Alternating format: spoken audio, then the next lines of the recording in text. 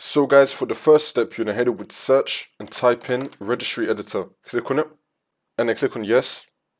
And now this will come up. And now once you're on this, you can follow everything I'm going to be doing up here. So first you want to expand history classes root.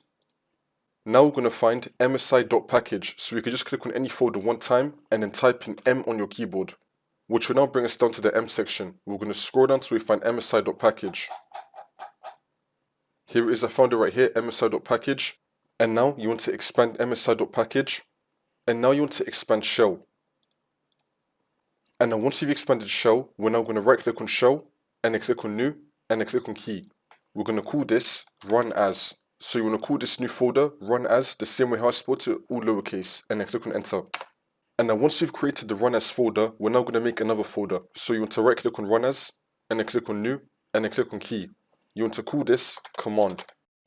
Spell it the same way how I did, all lowercase, and then click on enter, which will now take us into the command folder. Make sure that you're now in the command folder. You can follow everything that I did up here. And now once you're in the command folder, you want to find default. You want to double click on default. Now you just want to copy and paste the code, which will be down below in the description.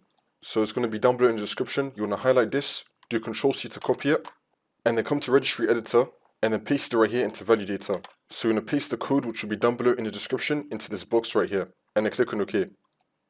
And then once that's been done, you just want to restart your computer, and then the problem should be fixed.